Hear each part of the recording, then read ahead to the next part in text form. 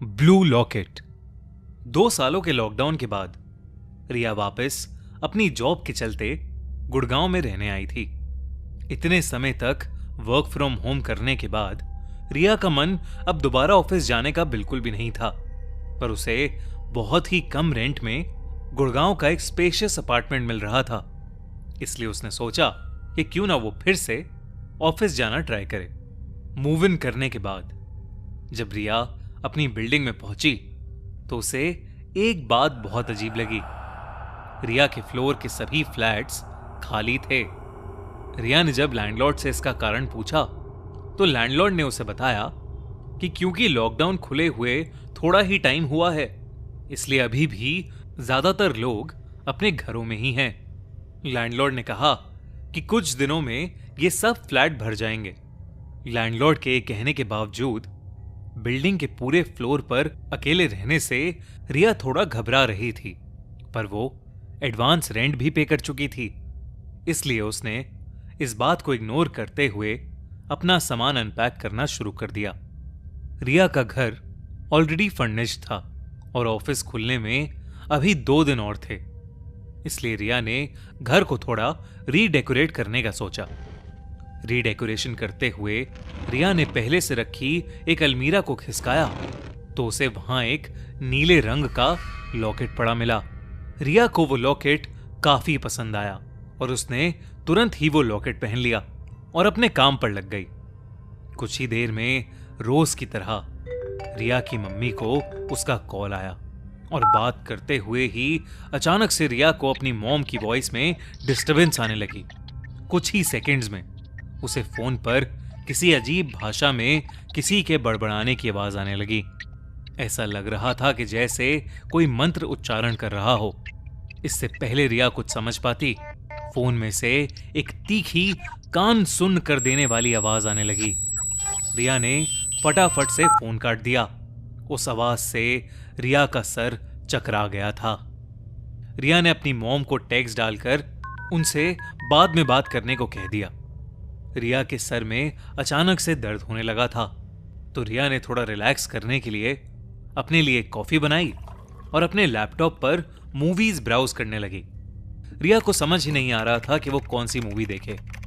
रिया के ब्राउज करते करते ही लो बैटरी होने की वजह से उसका लैपटॉप शट डाउन हो गया और लैपटॉप की काली स्क्रीन में जो रिया को दिखा उससे वो बिल्कुल चौंक उठी। एक बूढ़ा बाबा ठीक उसके पीछे खड़ा हुआ था और पलक झपकते ही वो वहां से गायब हो गया। रिया के होश उड़ चुके थे, पर वो वहम और असलियत के बीच कंफ्यूज होने लगी थी। उसने पीछे मुड़कर देखा, पर वहां कोई भी नहीं था। रिया को डर लगने लगा था। उसने पूरे घर का एक चक्कर लगाया, पर उसे कोई भी नहीं दिखा। रिया के गले में अभी भी वो लॉकेट था और वो उसे पहने ही सो गई। देर रात रिया को अपनी गर्दन पर एक खिंचाव महसूस हुआ, जिससे उसकी नींद खुल गई। आंखें खुलते ही उसने देखा कि उसकी गर्दन का वो ब्लू लॉकेट हवा में था, मानो उस लॉकेट को कोई खींच रहा हो। रिया बुरी तरह घबराने लगी।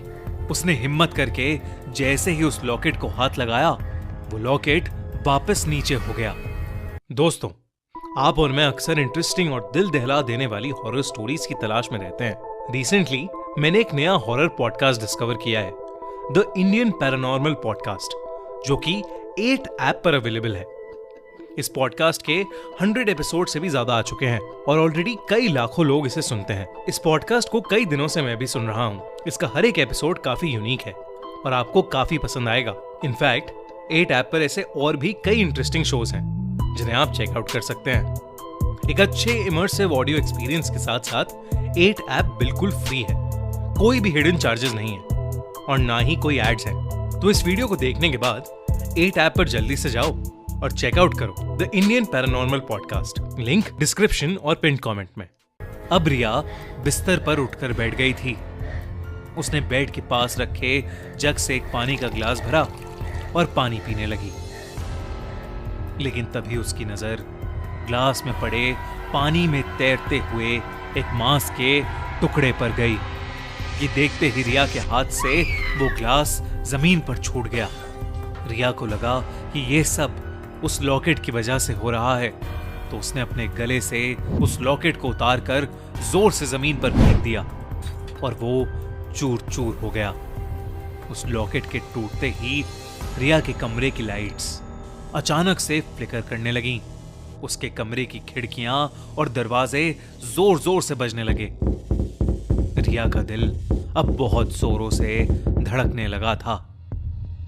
तभी रिया की नजर कमरे के एक अंधेरे कोने में गई, जहां पर वही बाबा मुंह पर सफेद भभूत लगाए बैठा था।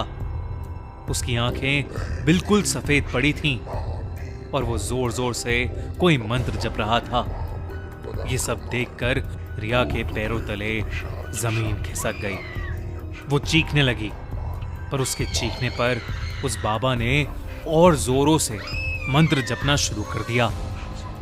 रिया के हाथ पैर मानो जम से गए थे। वो चीखने लगी और डर के मारे उसने अपनी आंखें बंद कर लीं। उसकी आंखें बंद करते ही सब कुछ अचानक शांत हो गया। उसके बाद रिया ने जब अपनी आंखें खोली तो उसने देखा कि वो बाबा उसके मुंह के ठीक सामने खड़ा है और मुस्कुराकर अपने हाथ में रखी भभूत उसे दे रहा है। रिया जैसे तैसे करके वहां से भागी और दूसरे रूम में जाकर उसने दरवाजा बंद कर लिया। रिया की जान सूखे जा रही थी कि तभी उसकी नजर अपनी गर्दन पर गई और उसे यकीन ही नहीं हुआ। उसकी गर्दन में वही नीला लॉकेट लटका हुआ था। रिया ने जैसे ही उस लॉकेट को निकालने के लिए उसे छुआ, उसे अपने कमरे में करीबन 15-20 लोगों ने घेर लिया। ऐसा लग रहा था कि सब लोग मर चुके हों। उनके शरीर सड़े गले थे और उनके हाथों में बेड़ियां बंधी थीं। वो रिया को देखकर बस रो रहे थे। इससे पहले रिया कुछ भी समझ पाती, उस भीड़ में से रिया को वही बाबा उसकी तरफ आता दिखाई दिया। रिया ने देखा तो उसके हाथों में अब भी बेड़ियां थीं।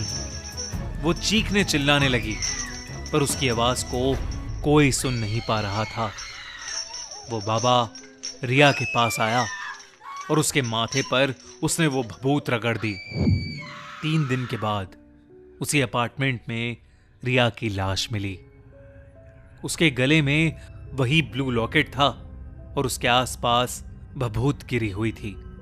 उसकी मौत का एग्जैक्ट कारण तो किसी को नहीं पता, पर पूछताछ करने पर बिल्डिंग के लैंडलॉर्ड से पता चला कि उस बिल्डिंग के बनने से पहले वहां एक शमशान घाट हुआ करता था। जमीन बिकने के बाद वहां से सब चले गए थे, पर एक अघोरी बाबा उस जगह से जाने के लिए तैयार ही नहीं हो रहा था। जब उसके साथ जबरदस्ती की गई तो उसने आत्महत्या कर ली। अपनी जान देते हुए उसने एक श्राप दिया था कि वो जगह उसकी है और वहां उसके सिवा कभी कोई और नहीं रह पाएगा। इतना कहकर उसने अपने शरीर को त्याग दिया था, पर उस बाबा की लाश पर भी वही ब्लू लॉकेट था। शायद उस बाबा के श्राप के कारण ही आज रिया इस दुनिया में नहीं है, और शायद वो ब्लू लॉकेट कोई आम लॉकेट नहीं, वो उसी अघोरी बाबा का लॉकेट है जिसमें शायद उसकी आत्मा आज भी रहती है। अगर आपको ये वीडियो अच्छी लगी तो हमारा चैनल खूनी मंडे सब्सक्राइब करना बिल्कुल मत भूलना।